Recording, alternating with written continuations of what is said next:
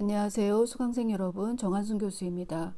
오늘은 여러분들과 함께 15장 외상 및 스트레스 관련 장애와 간호에 대해서 학습을 하겠습니다. 이 외상 및 스트레스 관련 장애는 DSM-4 시절에는 불안장애의 범위에 들어가 있었습니다. 근데 DSM-5에 오면서 특징적인 것이 불안장애가 굉장히 이제 강화가 되면서 이 외상 및 스트레스 관련 장애가 거기에서 또 독립돼 나와서 하나의 독립된 진단 범주로서 자리매김을 하게 됩니다. 그래서 그 외부적인 상황에 의해서 이런 스트레스를 받고 또 그것이 정신적인 어떤 상처, 외상이 돼서 장애가 일어나는 상황들이 굉장히 이제 현대에 와서는 많아지고 있죠. 그래서 그런 것들이 하나의 독립된 진단으로 분류시키는데 그 영향을 줬던 그런 상황이라고 볼 수 있습니다. 그래서 DSM-5에서의 특징은 말씀드린 대로 DSM-5, 5라는 숫자가 로마자에서 아라비아 숫자로 바뀌었다는 거, 또 그 다음에 불안장애가 굉장히 이제 강화되면서 그 내에서 특히 중요한 외상 및 스트레스 관련 장애가 하나의 독립된 진단으로 자리매김을 했다는 거, 또 그 다음에 실생활에서의 우리가 나타나는 여러 가지 상황들을 가지고 또 진단으로 추가했다는 부분들, 이런 것들이 DSM-5의 특징이라고 볼 수 있습니다. 자, 그러면 이 챕터를 학습을 하겠습니다. 우선 PO1에 따른 그 교과목 학습성과 1에서의 여러분들은 달성도를 이제 확인을 해야 되겠죠. 그래서 정신건강 간호 대상자의 건강 문제를 해결하기 위해서 전공 지식에 근거해서 간호수를 수행하게 됩니다. 그랬을 때 이 간호수를 수행하기 위해서 여러분들은 이 챕터에서 전공 지식에 근거한 외상 및 스트레스 관련 장애에 대한 이론적인 어떤 지식에 근거해서 앞으로 간호수를 수행할 수 있게 됩니다. 그래서 전공 지식에 근거한 전공 지식을 잘 습득을 했는지에 대해서 그 달성도를 기말고사 때 확인을 하고요. 잘 달성이 되신 분들은 아마 앞으로 간호수를 수행하는데 많은 도움이 되리라고 봅니다. 또 이 챕터를 공부하고 나면 이 챕터에 대한 학습 목표는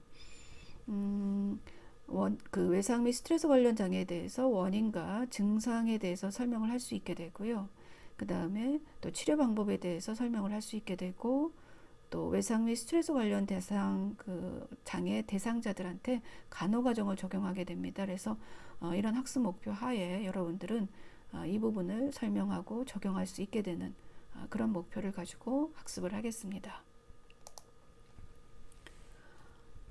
외상 및 스트레스 관련 장애의 정의는 명백하게 외상성, 스트레스성 사건에 노출된 그런 장애여야 된다라고 이야기를 하고 있습니다. 그럴 때 이 외상이라는 것은 신체적인 외상이 아니고 정신적, 심리적인 사이키아트릭 트라우마라는 부분을 이제 강조를 하는 거고요. 그래서 이제 이 챕터에서는 아마 정신적인 외상을 그냥 외상이라는 표현을 사용을 할 거고요. 또 심리적인 외상이라는 표현으로도 사용이 될 겁니다.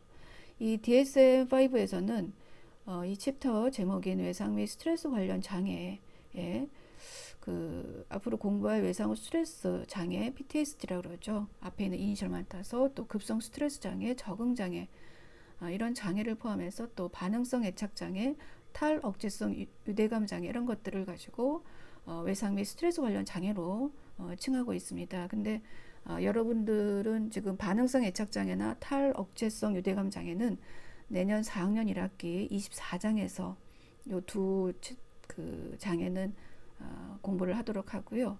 지금 이번 15장에서는 외상 후 스트레스 장애, 급성 스트레스 장애, 적응 장애만 가지고 학습을 하고자 합니다. 그랬을 때 이 사이키아틱 트라우마를 초래하는 사건들은 굉장히 많습니다. 이런 것들이 장애로 연결된다고 했는데 이 사이키아틱 트라우마를 초래하는 사건들에 보면은 전쟁과 같이 굉장히 특별한 경우도 있지만 대인관계에서 상처를 받은 부분, 또 부모님으로부터 또 아주 그 윗사람으로부터 학대를 받았을 때, 또 그 다음에 이 보호의 대상이 돼야 되는데, 그죠? 보호를 해줘야 될 대상으로부터 보호를 받지 못하는 방임 상태에 놓였을 때, 또 어떤 유기 상태, 또 갑작스럽게 귀중한 소중한 사람을 잃었을 때 이런 상황에서도 사이키아트릭 트라우마가 초래가 될 수 있다라고 볼 수 있습니다.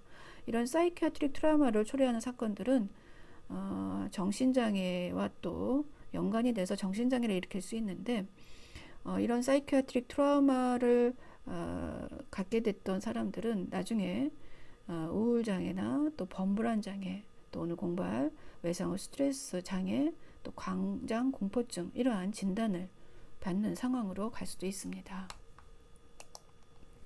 자, 그러면 원인을 가지고 이제 말씀을 드리겠습니다.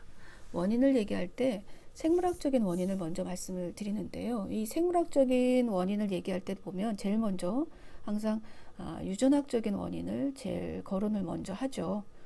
그래서 유전학적인 원인을 보면 생애 아주 어렸을 때 그 경험과 또 성인계 스트레스 노출로 인해서 신경 내분비계의 스트레스 반응을 조절하는 뇌의 해마나 측 증격핵의 유전학적인 후성 유전학적인 변이로 인해서 이러한 그 질환이 발생할 수 있다라고 얘기합니다. 여기서 후성 유전학적인 변이라고 얘기한다면 DNA의 변화는 위반시키지 않으면서 유전되는 유전적인 어떤 변이로 인해서 이제 이런 외상 스트레스성 관련 장애가 나타날 수 있겠고요. 그 다음에 신경 내분비계가 원인이 돼서 나타날 수도 있습니다. 보통 시상하부 뇌하수체 부신 피질 축이라 그러죠. 이 하이포달라무스 피튜이터리 아드레날 코티칼 엑시스 HPA 엑시스가 활성이 이제 증강화되면서 활성화가 되면서 스트레스에 반응한 호르몬인 코티솔이 과다하게 분비가 되는 상황을 볼 수 있습니다. 그렇지만 이 PTSD 같은 외상후 스트레스 장애 같은 경우에는 이 과다하게 분비될 만한 그 코티솔이 오히려 이 진단에서는 과다하게 억제가 되면서 비정상적으로 스트레스 반응을 증가시키면서 이런 장애와 또 연관이 될 수 있겠고요. 그 다음에 세 번째는 신경화학적인 원인입니다. 이 신경화학적인 원인이라고 하면 신경 전달 물질에 대한 얘기를 하는데요. 옆에 지금 그림에 이렇게 보시면 참고사항으로 제가 그림을 하나 갖다 놨는데 우리 교재에 보시면 67페이지에서 76페이지에 나온 내용들을 그림으로 좀 도식화 시켰습니다. 그랬을 때 이 신경 전달 물질은 아민계, 또 아미노산, 또 펩타이드계로 나누어서 이야기를 할 수 있는데 특히 아민계의 카테콜라민, 뭐 도파민이나 노르에피네핀이나 또 인도라민의 세로토닌 같은 신경 전달 물질, 또 아미노산계의 신경 전달 물질인 가바라는 물질, 또 펩타이드 이런 신경 전달 물질의 조절 이상으로 인해서 또 장애가 나타날 수 있다라고 봅니다. 또 네 번째는 신경 해부학적인 원인입니다. 뇌에 있는 해마, 이 해마는 주로 단기 기억을 장기화시킨다 그러고요. 또 이 편도, 또 전두엽을 포함한 피질 영역의 신경회로의 변화에 인해서 장애의 원인이 될 수 있다 하는데 이 편도 같은 부분에는 두 가지 역할입니다. 이제 연관돼 있긴 하지만 우리가 이제 불안이나 공포를 두려움을 기억하는 그 장소가 편도라고 볼 수 있겠고요. 그 다음에 위기 상황이 닥쳤을 때 온몸에 일단 위기에 대응하라고 신호를 보내주는 것이 바로 편도입니다. 그래서 이 편도가 뇌 전체적으로 확산을 시키고 그것이 이제 행동으로 옮겨지는 그런 상황을 갖게 되죠. 근데 이 부분의 변화로 인해서 그것이 원인이 될 수 있다라는 겁니다. 그랬을 때 편도체 같은 경우에는 그 고통스럽거나 두려운 불안에 대한 것을 기억하는 장소라고 했는데 이 편도체를 그래서 포함한 축두엽을 절제한 야생 원숭이를 대했을 때 보니까 사람이 다가가도 사람이 다가왔을 때는 원숭이는 기억되기로는 사람은 나를 해칠 수도 있는 사람이구나 해서 경계하고 무서워하고 도망갈 수 있는 그런 상황을 가져야 되는데 편도체를 제거했기 때문에 두려움의 대상이라는 것을 잊어버린 겁니다. 그래서 사람이 다가가도 가만히 있고 또 뱀 앞에서도 위협을 주는 그런 그 대상이라고 생각을 않고 오히려 뱀 앞에서 뱀을 탐구하고 뱀에게 공격할 수도 있는 그런 양상을 볼 수가 있습니다. 자, 그 다음에 원인으로 두 번째 원인은 정신사회적인 원인입니다. 첫 번째가 정신역동적인 요인인데요. 스트레스나 외상으로 인해서 아동기에 그 해결되지 못한 무의식적인 어떤 갈등이 재활성화가 되면서 이런 장애와 연결이 된다라고 볼 수 있습니다. 또 두 번째는 인지 행동적인 요인입니다. 이 인지 행동적인 모형에서는 자신이 경험한 사건에 대해서 제대로 이해할 수 없게 되면서 좌절감이나 무력감을 갖게 되고요. 그로 인해서 외상과 관련된 증상을 나타낼 수 있다라고 이야기를 하는 겁니다. 그 다음에 이제 세 번째는 심리 사회적인 요인입니다. 이 심리 사회 이론에서는 이 그 장애가 일어나는 것들을 보니까 세 가지 정도로 이제 이야기를 하고 있습니다. 그래서 개인이 겪은 그 외적인 외상 경험에 대한 어떤 특성에 따라서 또 그것을 가지고 개인이 내적인 어떤 상황에 또 연결을 해서 또 환경적인 특성에 따라서 일부는 정상적으로 이러한 외상 및 그 스트레스 상황에 노출이 돼도 장애에 노출이 돼도 일부는 정상으로 회복이 될 수 있지만 일부는 이런 외부적인 상황과 내적인 요인들 또 환경적인 특성이 그대로 몸에 전달이 되면서 외상 관련된 장애로 발전할 수 있는 상황이 되더라는 겁니다. 자, 그 다음에 세 번째는 행동 특성입니다. 이 행동 특성을 보시면 제일 먼저 신체적인 그 증상을 볼 수 있습니다. 외상의 어떤 사건이 나타난 그 상황에서 부상을 입으면서 신체 증상이 나타날 수도 있고요. 또 기존의 신체 질환이 더 악화되면서 그것이 증상으로 나타날 수도 있고 또 그 다음에 외상으로 인해서 이 사이키아틱 트라우마로 인해서 스트레스를 받게 되면서 카테콜라민 등 신경 전달 물질이나 호르몬 등의 변화가 일어나고 또 교감신경계가 활성화되면서 또 그리고 또 혈전 형성의 위험성이 증가하면서 심혈관계 질환의 발생률이 이제 증가하는 그런 신체 증상을 볼 수가 있습니다. 이러한 신체 증상들은 반복되다 보면 심리적인 상황에 영향을 미치게 되겠죠. 그것이 결국에는 사회적으로 기능을 하는데 또 그 기능을 회복시키는데 굉장히 문제를 가져올 수 있다라고 이야기를 합니다. 또 인지의 증상을 특성으로 들 수 있는데요.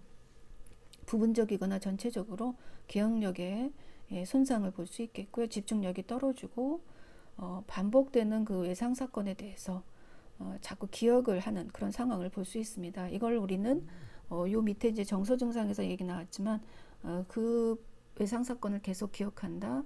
성강처럼 그 상황이 다가온다. 재경험을 한다라는 표현을 쓰는데요. 그것을 플래시백 현상이라고 합니다. 이런 플래시백 현상이 계속 나타나는 것을 볼 수 있겠고요.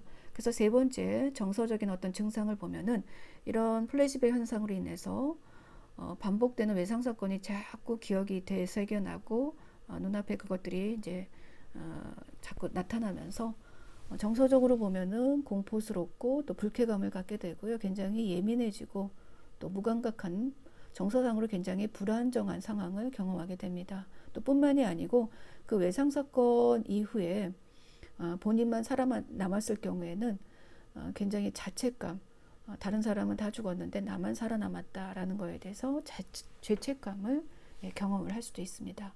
또 행동상의 특성을 보면은 활동하는 데 있어서 흥미도 상실하고 굉장히 위축되는 걸 볼 수 있겠고요.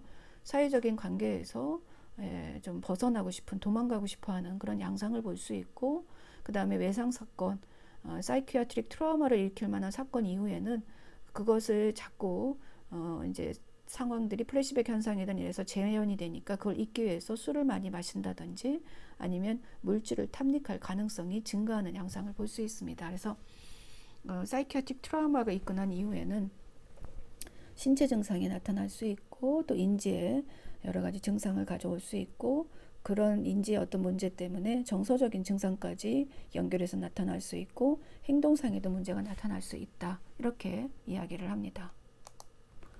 자, 그러면 거기에 관련된 장애들에 대해서 이제 하나하나 공부를 하겠습니다. 제일 먼저 외상 후 스트레스 장애, 외상 후 포스트 트라우마틱 스트레스 장애. 그래서 앞에 있는 이니셜만 따서 PTSD라는 진단명을 갖게 되고요. 그 다음에 이제 두 번째는 급성 스트레스 장애를 공부할 거고, 그 다음에 세 번째는 적응장애, 어저스트먼트 디소더에 대해서 공부를 하겠습니다. 그러면 첫 번째 관련 장애는 그 외상 후 스트레스 장애입니다. 이 PTSD는요, 그 정의를 보시면 심각하게 부상을 당하거나 아니면 성폭력을 당한 그런 경험을 직접 했던지 아니면 굉장히 위협적인 죽음을 당한 사람을 봤던지 굉장히 심각한 부상을 당한 사람 아니면 성폭력을 당한 사람을 주변에서 생생하게 목격을 했다든지 아니면 가족 중에 또 가까운 친족 중에 친한 친구 중에 이러한 상황들이 일어난 것을 알게 됐다든지 아니면 외상성 사건들에 대한 혐오스러운 상황들, 그러니까 뭐 사체가 굉장히 훼손된 변사체를 처리해야 되는 최초의 그 대처하는 사람이라든지 아동학대 상황을 반복적으로 접하게 된 그런 경찰관이라든지 이런 사람들은 그죠? 반복적이거나 지나치게 노출의 경험에 의해서 이제 발생된다라고 볼 수 있겠고요.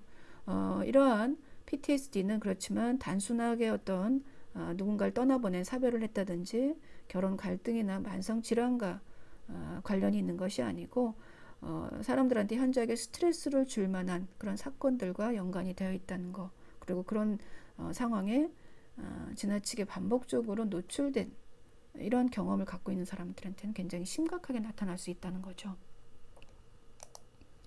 그 원인으로 보시면 천재지변이라든지 또 인재라고 얘기하죠. 뭐 자동차 사고나 또 비행기 사고 뭐 이런 것들도 들 수 있겠고요.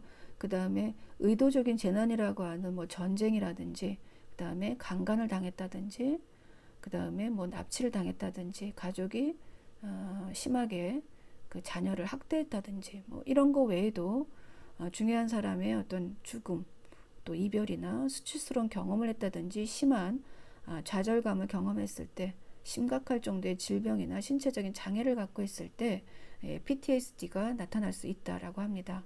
이게 이제 왜 원인이 되냐면 이와 같은 사이키아트릭 트라우마를 유발할 수 있는 상황들은 미리 예측해서 대피할 수 없다는 거죠.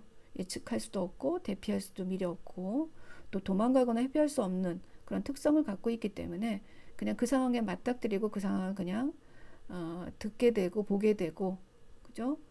그 상황에서 그 현장을 목격하게 되고 이런 것들이 그대로 이제 원인이 되는 겁니다.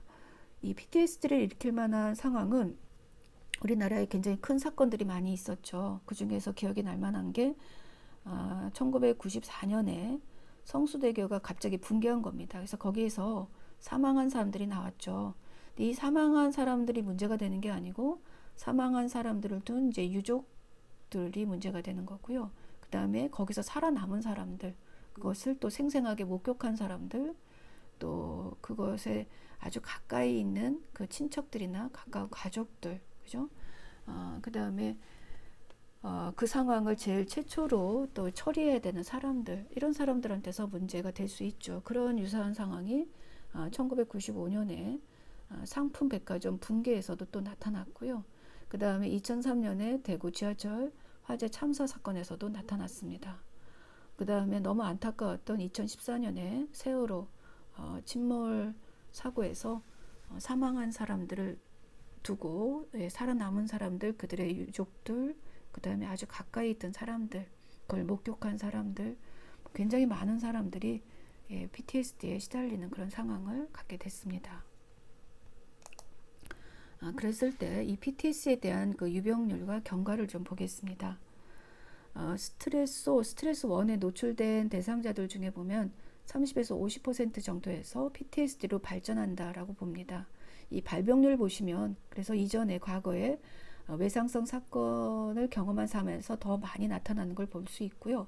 그 우리나라에서 유병률을 보면 2011년에 정신질환 실태 그 역학조사에서 보니까 1년 유병률을 봤을 때 한 0.6% 정도가 되는데 여자가 훨씬 높았던 걸 볼 수 있습니다. 여성 같은 경우에는 그 까닭이 성폭력의 피해도 더 높고 또 외상 사건에 더 많이 취약한 걸 볼 수 있다는 거죠.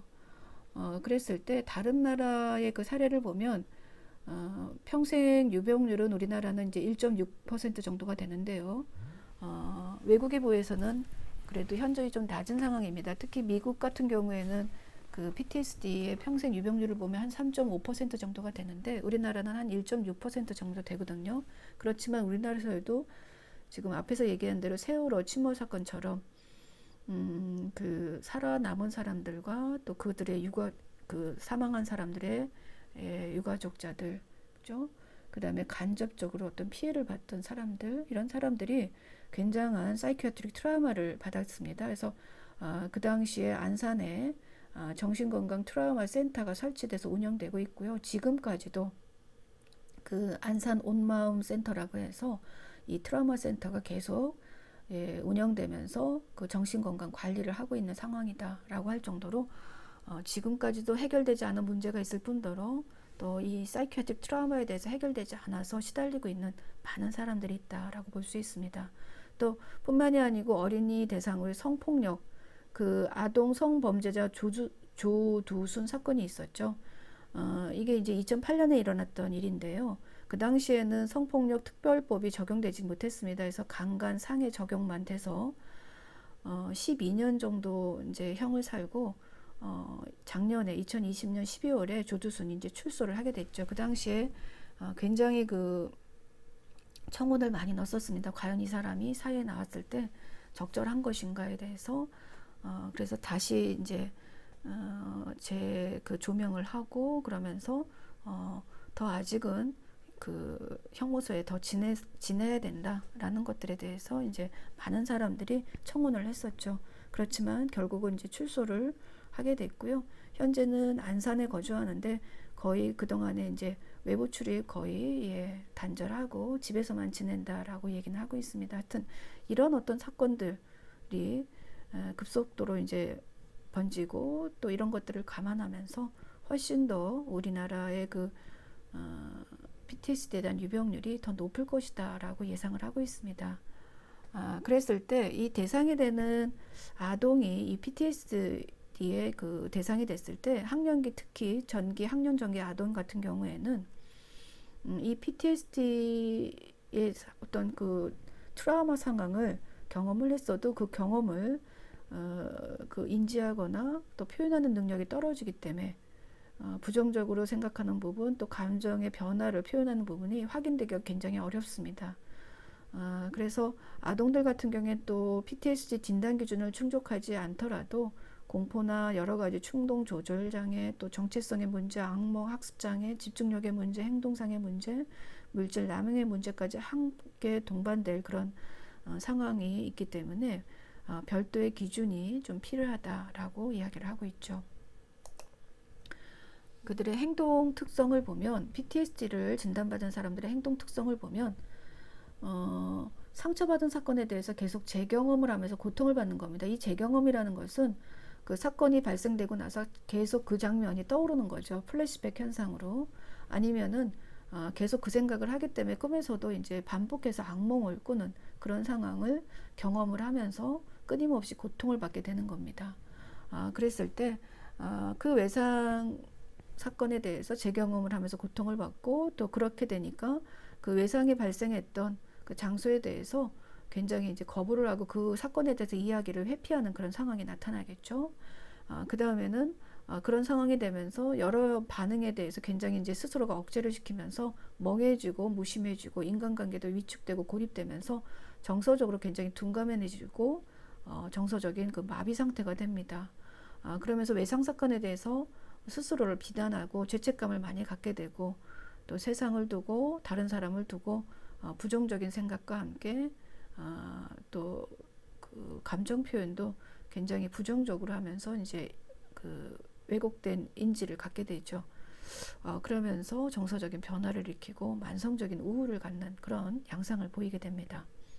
뿐만이 아니고 그런 사건을 떠올릴 때마다 그것이 하나의 트리거가 돼서 감정적으로 생리적으로 증상이 나타나고 또 과각성 상태가 지속되는 그런 양상을 보이는 특성을 갖게 됩니다. 그래서 여러분들 여기서 다시 한번 강조하지만 행동 특성으로는 그 상처받은 사이키아틱 트라우마를 받은 사건에 대해서 자꾸 재경험을 하게 되고 원치 않지만 그 생각을 자꾸 하게 되고 플래시백 현상이 일어나면서 고통을 받고 그러면서 그 장소에 가기도 싫어하고 그 사건에 대해서 이야기하기도 회피하는 상황이 나타나고, 그러면서 정서적으로 둔감해지고 마비가 되고 또 부정적인 생각과 감정 표현을 하는데 왜곡된 그런 어떤 인지와 함께 정서상에서 또 문제가 생기고 만성적인 우울과 함께 과각성 상태가 나타나는 것을 볼 수 있다라고 정리를 할 수 있습니다.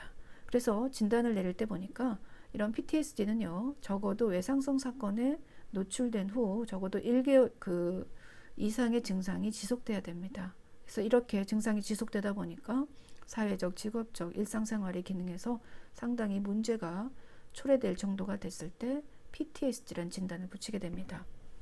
근데 여기서 약간 참고할 거는 우리가 이제 이 PTSD의 1개월 이상의 증상이 지속될 때 증상이 지속되는 기간이 3개월 미만이면 급성이라는 표현을 쓰고요.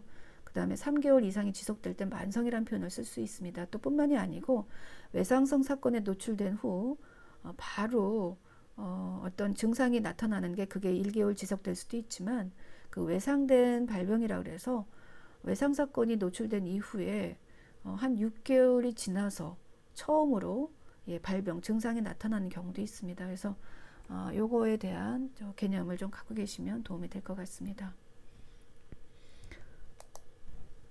두 번째는 급성 스트레스성 장애입니다.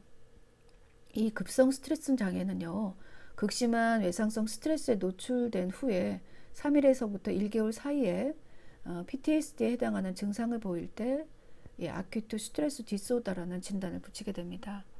그렇지만 이 증상이 1개월 이상 지속돼서 나타난다면 급성 스트레스 장애에서 PTSD로 진단명이 이제 바뀌게 되는 양상을 볼 수 있습니다. 이 급성 스트레스 장애는 그 유병률과 경과를 보시면 그 유병률은 한 20% 정도 됩니다. 그래서 평생 그 PTSD의 평생 유병률에 비해서 굉장히 높은 걸 볼 수 있고요. 그래서 많이 나타나고 그리고 어느 시기가 지나면 이제 없어지거나 PTSD로 진행이 되는데 한 48%에서 PTSD로 진행된다라고 얘기할 수 있습니다. 그 증상을 보시면 외상 도중이나 외상 직후에 사이키트릭 트라우마를 겪고 있는 그 상황이나 바로 직후에 PTSD에서 나타날 수 있는 그런 증상들이 나타나는 걸 볼 수 있겠고요. 이것들은 다른 불안장애나 또 물질 남용이나 물질 의존 또 우울증으로 발전할 그런 문제들을 많이 갖고 있습니다. 그래서 치료도 PTSD 치료 방법과 동일하게 치료를 해주고요. 그 다음에 이건 급성으로 오기 때문에 초기 진단과 적절한 대응을 통해서 최적의 적응 수준을 유지해주는 것이 무엇보다 중요하다라고 볼 수 있습니다. 그 다음에 세 번째는 적응장애 어저스트먼트 디스오더입니다. 정의를 보시면요, 반드시 스트레스 사건에 의해서 적응장애가 나타난다라고 볼 수 있겠고요. 그래서 거기에는 확인할 수 있는 스트레스 원이나 스트레스 요인이 되는 부분이죠. 그 다음에 그 스트레스에 대해서 그 정서적인 행동적인 증상들을 진전시킬 만한 이제 부적응적인 양상, 인지나 정서나 행동상의 증상이 나타나면서 스트레스에 의해서 증상이 나타나고 그 증상으로 인해서 사회적인 직업적인 기능에 부적응적인 영향을 주는 그런 부적응적인 반응이 특징인 것이 적응장애입니다. 그렇지만 이 적응장애는 스트레스를 겪은 지 3개월 이내 증상이 나타나고요. 스트레스 요인이 사라지면은 그 증상이 6개월 이상은 지속되지 않을 때 진단을 붙이게 됩니다. 그 스트레스가 되는 스트레스 요인은 여러 가지가 있는데요. 뭐 단일의 어떤 사건이 스트레스가 될 수도 있죠. 그래서 연인 관계에서 이제 뭐 누군가 실연을 당했을 때 또 다양한 스트레스적인 요인이 결부됐을 때 그래서 직업적으로 굉장히 어려움을 겪고 있는 사람이 결혼 생활에서도 문제가 있다. 이러면 다양한 스트레스가 되겠죠. 그 다음에 반복적인 스트레스 요인이 됐을 때 그래서 계절상 그 시기만 되면 계속 업무하는데 이제 문제를 갖게 되거나 또 성적인 어떤 관계에서 성취감을 지속적으로 이제 주지를 못하는 상황이 됐을 때 또 지속적인 고통스러운 질병이나 우범지대에 거주하면서 그것이 하나의 지속적인 스트레스가 될 수 있겠고 또 특정한 발달적 사건에 바로 스트레스가 돼서 적응장애가 나타날 수 있다라고 이야기를 하고 있습니다. 그 다음에 이 적응장애 그래서 증상을 보시면 정서적으로 굉장히 이제 우울하고 불안하고 죄책감을 많이 갖고요.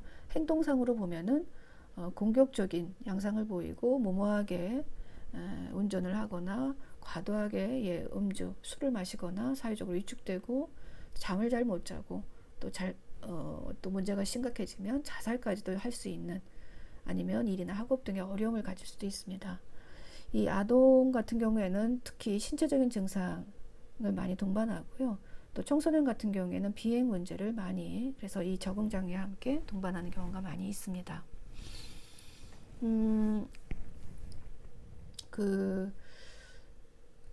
아주 오래전에 졸업한 학생 중에요.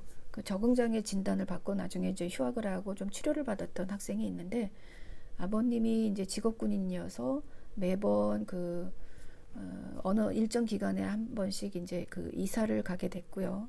그러면서 학교를 이제 전학을 하다 보니까 그 공간에서 잘 적응을 못하는 겁니다. 그래서 그 적응을 잘 못할 때마다 먹는 걸로 그 문제를 이제 해결을 했던 그런 친구여서 스트레스가 심해지면은 끊임없이 먹고 그것을 또 토해내는 그러한 식사 장애의 어떤 문제를 가졌던 적응장애 친구가 있었죠. 그래서 이런 어떤 문제들이 행동상의 어떤 문제들과 또 연관돼서 나타날 수도 있고 여러 가지 문제를 더 부추길 수도 있게 됩니다. 그 유병률과 경과를 보시면 유병률은 한 1 내지 8% 정도 되고요. 이 적응장애는 스트레스에 의해서 발생이 되기 때문에 우울장애와 유사한 부분이 많습니다. 그럼에도 불구하고 우울장애와 좀 다른 면을 보면 증상이 훨씬 우울장애보다 경하고 또 재발이 적다는 점에서 좀 차이가 있습니다. 그렇지만 자살에 대한 부분에서는 반드시 그 위험성을 고려해야 되는 것은 우울과 마찬가지다라고 볼 수 있습니다. 치료는 정신역동치료나 인지행동치료, 또 대인관계치료, 가족치료 등의 정신치료를 할 수 있겠고요. 그 다음에 항우울제 등의 약물치료를 통해서 훨씬 호전되는 좋아지는 것을 볼 수가 있습니다. 다음은 간호과정입니다. 간호과정에서는요, 사정 부분을 먼저 보겠습니다. 면담이 설문보다는 훨씬 정확할 수 있죠. 그렇지만 구주화된 면담 도구를 사용하는 것은 숙련된 전문가만이 시행할 경우가 많기 때문에 비용도 절감하고 또 시간도 좀 줄이기 위해서 대상자의 증상을 정확하게 사정하기 위해서 구조화된 면담 도구보다는 표준화된 설문 도구를 이용하는 경우가 많이 있습니다. 그래서 표준화된 설문 도구에는 PTSD 체크리스트라든가 또 개정판 사건 충격 척도 이런 것들을 이용해서 초기에 선별 검사를 하게 되고요. 이 초기에 선별 검사했을 때 이게 이제 문제가 된다, 양성이 된다라고 했을 때 좀 더 포괄적인 사정을 하게 됩니다.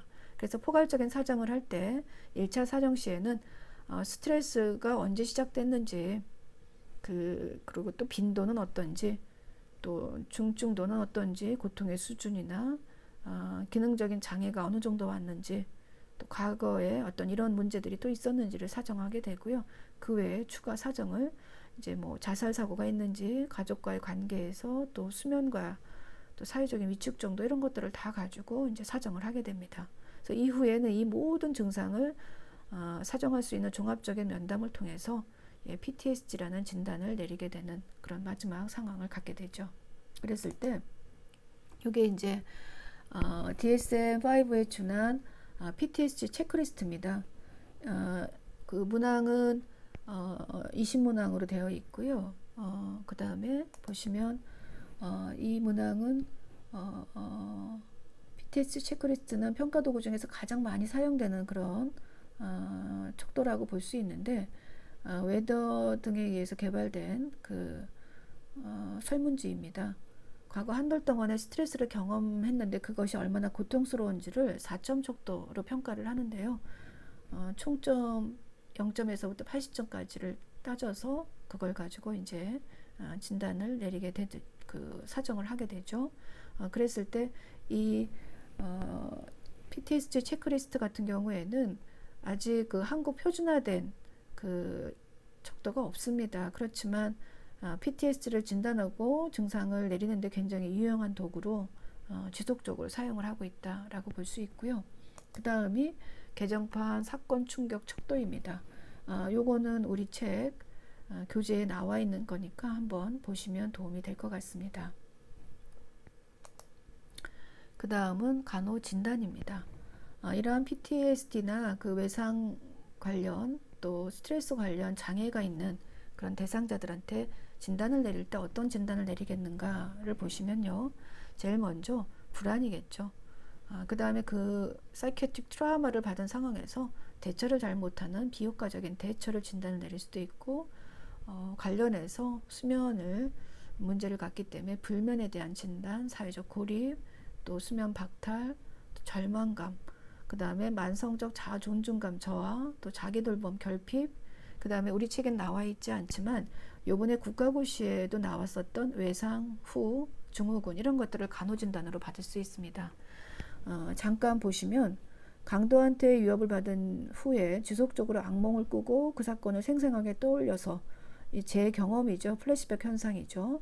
미칠 것 같다고 말하는 환자에게 외상후 증후군이라는 간호진단을 내렸다. 이때 간호중재로 옳은 것은 이라는 겁니다. 답은 이런 플래시백 현상이나 과각성 상태가 나타난 동안에 대상자와 함께 있어준다가 답이었습니다. 그래서 여러분들한테 이 간호진단 하나하나 말씀을 드리는 이유는 이런 간호진단을 가지고 국가고시에서 이렇게 중재에 옳은 것은 붙일 수도 있지만 이런 상황들을 쭉 나열하고 거기에 맞는 간호진단은 하고 간호진단이 오지선다로 나오는 경우가 상당히 많이 있습니다. 이 사례형에서. 그래서 여러분들이 이 외상 또 스트레스 관련 장애에는 이런 간호진단이 나올 수 있구나를 인식하고 계시면 나중에 훨씬 문제풀이할 때 도움이 됩니다. 그 다음에 계획은 외상 후 스트레스 장애 대상자한테 간호과정을 적용했을 때 기대되는 결과에 대해서 한번 보고자 합니다. 일단 그 외상 후 스트레스 장애를 갖고 있는 대상자한테 간호과정을 적용했을 때, 그 계획하에 간호과정을 적용했을 때, 그 스트레스를 갖고 있는 그 대상자들한테 이완요법을 적용하든지, 또 충분한 수면을 취하게 하든지, 제 역할을 제대로 유지할 수 있는 능력을 갖게 하면서 불안을 관리할 수 있게 되는 상황을 가질 수 있겠고요. 또 이러한 그 간호과정을 적용하면서 자존감이 좀 더 향상되는 걸 볼 수 있겠고, 또 대처 능력이 향상되는 걸 볼 수 있습니다. 이 대처 능력의 향상에는 본인이 어떤 이 위험한 위기의 상황에서 자신의 도움을 요청하는 것도 굉장히 대처 능력이 향상된 거로 볼 수 있거든요. 그래서 이런 것들을 기대할 수 있게 됩니다. 그 다음은 네 번째 중재입니다. 일단은 이 PTSD나 급성 스트레스 장애를 갖고 있는 대상자들한테는 제일 중요한 게 신뢰관계를 형성하는 겁니다. 그래서 그러기 위해서는 대상자가 보여주는 상황에 대해서 무조건적으로 수용하고 공감할 수 있는 그런 상황을 통해서 치료적인 관계 라포를 확립할 수 있어야 됩니다. 또 그런 외상 후 스트레스 관련된 장애를 갖고 있는 사람들이 갖고 있는 분노를 표출할 수 있는 상황을 갖도록 이제 만들어줘야 되겠고요. 이런 상황에서 간호사는 적극적으로 대상자가 이야기하는 것을 듣고, 그죠? 액티브 리스닝을 하고 그거에 대해서 잘 반영을 해서 도움을 줄 수 있어야 되겠고요. 그 다음에 대상자한테 일어난 일이 대상자의 책임은 아니라는 것을 반드시 알려줘야 됩니다. 그 다음에 이제 두 번째는 심리교육입니다. 대상자 가족한테 PTSD에 대해서 이제 교육하는 것을 통해서 그 외상 후 스트레스 상황이라든지 관련 질환들에 대해서 상황을 정상화시키는 데 굉장히 도움이 된다라고 볼 수 있겠고요. 이런 초기의 교육에서는 외상에 대한 반응은 당연히 흔하다라는 것을 인식시켜주고 이런 상황을 겪는다고 해서 개인적으로 실패한 상황은 아니라는 것을 알려주는 것이 중요합니다. 또 외상으로 인해서 문제들이 일어날 수 있다. 어떤 문제가 당연히 일어날 수 있다는 것을 이제 알려줘야 되겠고요. 이런 심리 교육과 함께 또 이완요법이나 잘 대처할 수 있는 방법, 또 자가간호를 증진시킬 수 있는 스스로를 관리할 수 있는 방법을 증진시킬 수 있는 것, 또 문제에 대한 인식을 촉진시킬 수 있는 이런 전략들을 함께 교육하는 것이 훨씬 도움이 된다라고 볼 수 있습니다. 그 다음에 약물 치료를 통해서 그 외상과 또 스트레스 관련된 대상자들, 특히 PTSD 대상자를 조절해 줄 수 있는데요. 제일 먼저 선택되는 약물로는 항우울제입니다. 그 항우울제 중에서도 선택적 세로토닌 제흡수 억제제라는 약이 있습니다. 이 선택적 셀렉티브 세로토닌 제흡수 리업테이크를 제흡수를 억제시키는 못하게 하는 약이 이제 치료제로 제일 먼저 권장이 된다라고 얘기할 수 있는데요. 문제는 세로토닌입니다. 이 세로토닌을 강화시키는 약을 줄 수 있다. 그게 이제 항우울제 약이고 제일 먼저 선택된다라고 얘기하는데, 왜냐하면 세로토닌의 전달에 이상이 생기면 PTSD가 갖는 그런 어떤 증상에 영향을 미친다라고 볼 수 있기 때문에 이 세로토닌을 잘 전달하고 강화시켜서 전달하는 것이 중요합니다. 그래서 그 양상을 요 그림으로 잠깐 보시면, 우리는 이 뉴런의 시냅스 말단 부위로 이제 그 세로토닌이 내려오면서 트립토판이라는 전구 물질에서 세로토닌으로 내려오면서 이 프리시냅스에서 유리가 돼서 내려오죠. 그래서 포스트 시냅스의 그 리셉터 수용체를 자극을 주고 그 안으로 들어가야 되는데, 이런 상황에서는요, 리셉터를 자극을 주고 다시 그 나왔던 프리시냅스로 그 제흡수가 되는 상황이 됩니다. 그러면서 계속 세로토닌이 부족한 현상이 일어나겠죠. 그래서 SSRI 계통의 약들이 투여가 되면 바로 이런 7번과 같은 그림, 이런 막이 형성이 돼서 리업테이크 제흡수가 안 됩니다. 그래서 여기 시냅스와 시냅스 사이에 그 클랩트라 그러죠. 간격이라 그러죠. 이 안에서 세로토닌이 오랫동안 보유되다가 그 다음에 포스트 시냅스로 다시 내려가는 그런 상황을 갖게 해주는 약이 바로 SSRI 계통의 약입니다. 거기에 사실은 대표하는 약이 프로작이라는 약이 이제 항우울제로는 제일 많이 거론이 되는데, 여기서는 졸로프트나 팍실 같은 약들이 권장이 됩니다. 이런 약들을 통해서 진정작용을 빨리 유도시키고 이 진정작용으로 인해서 증상을 완화시키는 데 도움이 될 수 있기 때문에 특히 팍실이나 졸로프트 같은 약들을 권장을 하고요. 그 다음에 같은 맥락에서 세로토닌, 노르에피네프린을 제흡수를 억제시키는 그러한 약물입니다. 거기에 이제 벨라팍신 같은 약을 투여를 할 수 있겠고요. 그 외에 항우울제로 요새는 거의 쓰지 않지만 그 1세대라고 그럽니다. 제일 먼저 개발이 됐던 사망계 항우울제를 쓴다든지 그 후에 개발이 돼서 지금도 이제 굉장히 많은 그 항우울제가 개발이 됐기 때문에 제일 많이 개발된 약이 아마 항우울제라고 볼 수 있습니다. 그래서 초창기에 개발돼서 사용됐던 사망계 항우울제나 또 모노아민 산화요소 억제제 같은 것들은 지금 많이 쓰지는 않지만 그래도 그 SSRI 계통의 약을 먼저 초이스할 수 있겠고, 그 다음에 세로토닌과 노에피네프린의 제흡수를 억제하는 SNRI 계통의 약인 벨라팍신 같은 약, 그 외에 항우울제를 사용해서 대상자에게 도움을 줄 수 있겠고요. 그 다음에 항불안제를 투여해서 또 PTSD 환자들의 증상을 완화시킬 수 있습니다. 이 항불안제에는 그 벤조다이아제핀 계통의 약과 넌벤조다이아제핀계 약 두 가지로 나눠서 이야기를 할 수 있는데요. 넌벤조디아제핀계 약, 비벤조디아제핀계라고 그러죠. 우리말로는 이 약들이 초창기에 더 먼저 개발이 됐었는데, 이게 의존성이나 내성이 너무 심해서 신체 해가 될 정도가 돼서 그 후에 개발된 약이 벤조디아제핀계 약물들입니다. 그래서 이런 약을 줄 수 있는데, 벤조디아제핀계 약들에는 다수를 줄 수 있고요. 그 다음에 그나마 비벤조 약들은 지금 거의 사용하고 있지 않지만 현재까지도 항불안제의 역할만 잘 뚜렷이 할 수 있는 부스피론 같은 부스파 같은 약을 줄 수 있겠고, 그 다음에 항정신병 약물을 사용할 수 있겠고요. 그 다음에 기분 안정제 중에 기분을 올라간 기분을 또 안정시키고 내려간 기분을 또 안정선으로 올릴 수 있는 이런 기분 안정제에 사용되는 항경련제, 디발프로엑스나 카보마제핀 같은 약들, 또 리튬 같은 약들, 이런 것이 이제 기분을 올라간 것을 안정시키는 그런 약들이거든요. 이런 약들이 외상 및 스트레스 관련 장애에서 재경험을 하거나 그 상황을 자꾸 피하고 싶을 때 이런 증상을 완화시키는데 굉장히 효과적이다라고 이야기할 수 있습니다. 그래서 굉장히 진정시키고 안정시켜서 이런 증상들을 완화시키는 그런 효과를 볼 수 있다라고 이야기를 합니다. 그랬을 때 여러분들한테 다시 한번 얘기 드리지만 이 세로토닌 얘기 나오고요.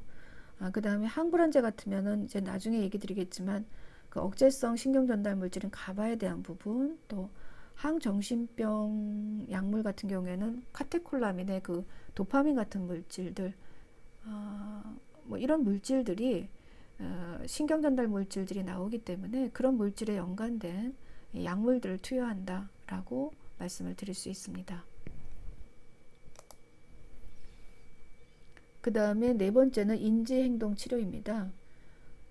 이 인지행동 치료, 커그니티브 비헤이비어럴 테라피 CBT에는 제일 먼저 노출 치료가 있습니다. 이 노출 치료는요, 대상자한테 반복적으로 그 외상 사건이 될 만한 했던 내용들을 계속 떠올릴 수 있는 상황을 만들어주죠. 그 사건들을 계속 적반화시켜서 노출시켜서 그 외상과 관련된 공포스러운 감정을 계속 노출시키다 보니까 그 공포에서 조금 공포가 좀 줄어드는, 감소되는 상황을 갖게 됐을 때 노출 치료라는 얘기를 하게 됩니다. 그래서 이 노출 치료에는 지속적인 노출 치료라는 게 있는데, 이 지속적인 노출 치료는 4단계로 구성되어 있습니다. 그래서 외상 사건에 대해서 일반적으로 그것에 대한 반응 교육을 하고, 또 이완을 위한 호흡법이나 여러 가지 방법 등을 통해서 훈련을 하고, 또 대상자가 외상 사건과 관련해서 스트레스나 불안으로 인해서 회피를 하는 상황이나 또는 사물에 대해서 반복적이고 실제적으로 그 행동에 이제 노출을 시켜주는 겁니다. 그래서 그 위에 나와 있는 지금 큰 제목의 노출 치료보다 조금 더 직접적인 방법을 쓰는 거죠. 그 다음에 외상 기억에 대해서 지속적으로 심상적으로 노출시키고, 그 다음에 심상으로 노출시킨 거에 대해서 다시 토의하고 그 상황에 대해서 설명하도록 하고, 이런 것들을 이제 반복해서 하는 그것이 또 지속적 노출 치료인데, 이것이 PTSD나 외상 및 스트레스 관련 장애를 갖고 있는 대상자들한테 도움이 되겠고요, 치료하는데. 그 다음에 인지처리 치료입니다. 그래서 그 외상과 관련돼서 보면은 부정적인 생각을 하거나 그런 어떤 인지를 갖고 있을 때 이것을 변화시켜서 건강한 사고를 갖게 하는 쪽으로 처리를 해주는 치료 방법이 인지 처리라고 해서, 기억하시죠? 인지 치료라고 하면 왜곡되어 있는 부정적인 생각을 건강한 생각 쪽으로, 건강한 긍정적인 생각 쪽으로 바꾸게 하는 그런 과정을 인지 치료, 인지 처리 치료라고 이야기를 합니다. 그 다음에 세 번째는 안구 운동 민감 소실 재처리법입니다. EMDR이라는 표현으로 많이 임상에서 사용을 합니다. 그 eye movement desensitization reprocessing이라는 표현을 쓰는데요. 외상 후 스트레스 장애 대상자들에 대해서 외상 사건에 대한 인지를 재구성해서 그 사건에 대한 불안을 감소시키는 그런 치료 방법입니다. 그래서 그 치료 방법은 처리되지 않은 고통스러운 기억을 일부러 떠올리게 하는 거죠. 그 떠올릴 때 이제 안구 운동을 해서 양측성 자극을 주는 겁니다. 그래서 뇌에 이제 그런 자극을 줘서 활성화를 시키는 거죠.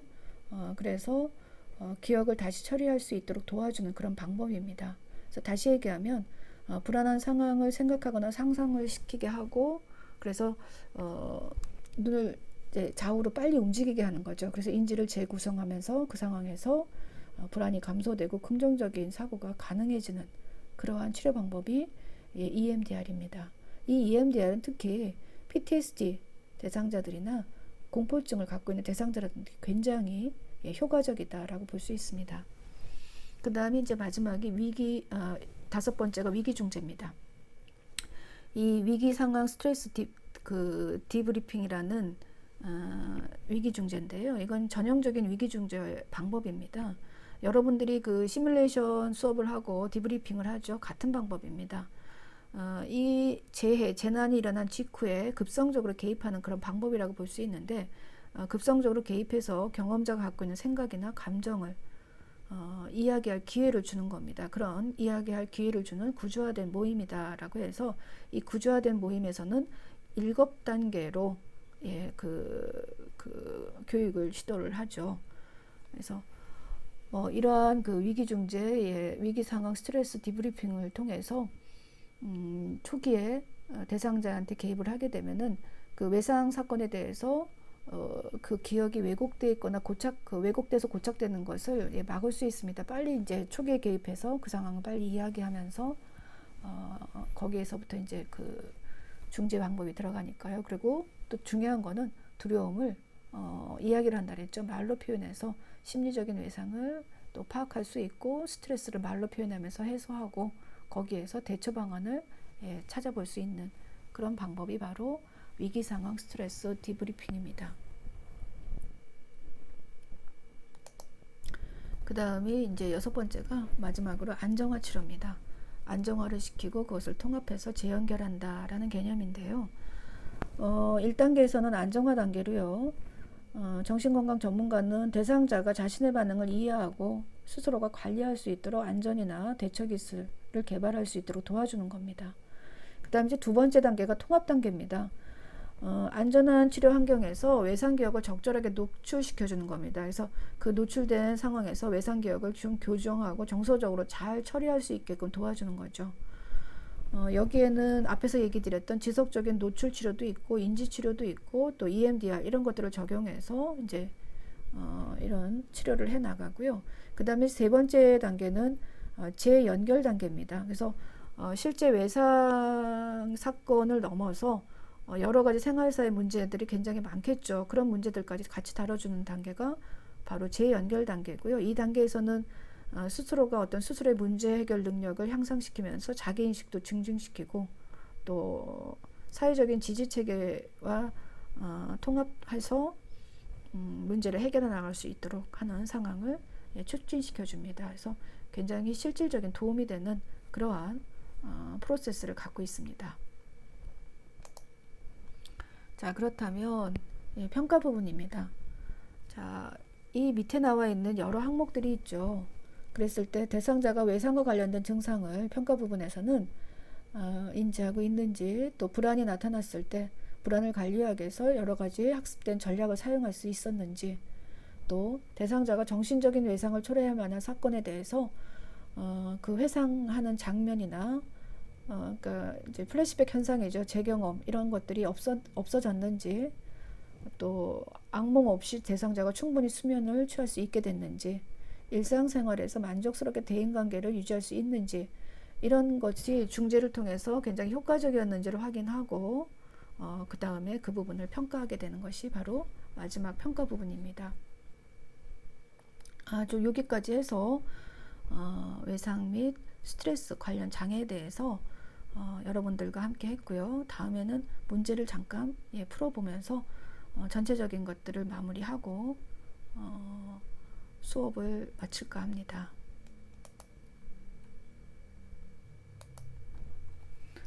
자, PTSD의 특징으로 옳은 것은입니다. 지금 3가지 진단이 나왔지만 제일 중요한 것이 PTSD였습니다. 이 PTSD 같은 경우에는 해마다 거의 국가고시에 지금 나오고 있다라고 볼 수 있겠고요. 그래서 이 PTSD에 대해서는 명확하게 그 기억하고 있는 것이 그 개념이나 또 원인 뭐 이런 것들을 명확하게 기억하고 있는 것이 중요하겠죠. 자, 그러면 문제를 풀어보시면 특징으로 옳은 것은 1번 같은 경우에 다까지는 외상 자체가 PTSD의 직접적인 원인이 된다. 외상으로 인해서 거기에서 이제 사이키아트릭 트라우마를 입게 되죠. 그것이 어떤 심리적인 상처가 원인이 돼서 PTSD가 일어날 수 있다라고 볼 수 있기 때문에 그 자체는 아니겠죠. 그 다음에 외상 후 즉시 발생한다. 아까 참고 상황으로 얘기했지만 그 기간이 1개월 이상이라는 거지, 그게 바로 직후에 나타날 수도 있지만 한 6개월 후에 나타날 수도 있고요. 보름 후에 나타날 수도 있고 굉장히 지연된 상황으로 나타날 수도 있습니다. 그래서 바로 즉시 나타나는 것이라고 단정 지을 수 없습니다. 그 다음에 이 PTSD는 되게 완전 회복이 어렵다. 대부분은 그냥 놔둬도 한 30%는 회복이 됩니다. 그 후에 치료를 하게 되면 거의 완전히 회복된다 볼 수 있습니다. 그 다음에 네 번째는 외상 후 감정적인 반응이 나타나는 것이다. 아까 그 외상 후에 행동 특성 네 가지에 대해서는 반드시 그 순서대로 좀 기억을 했으면 좋겠다라고 할 정도로 중요한 부분이었죠. 그래서 외상 후에 감정적인 반응이 나타난다. 이거는 맞는 것 같습니다. 그렇죠? 그러면 다섯 번째는 이후에는 사회적인 지지 체계는 영향을 미치지 않는다. 사회적인 지지 체계 또 예후에 이제 그 PTSD의 어느 정도의 심각도 뭐 이런 것들이 다 영향을 미친다라고 볼 수 있죠. 그래서 답은 그러면 여러분들 네 번째 4번입니다. 잘 풀으셨고요. 자, 이렇게 해서 이번 챕터를 마무리를 질까 합니다. 수고 많으셨습니다.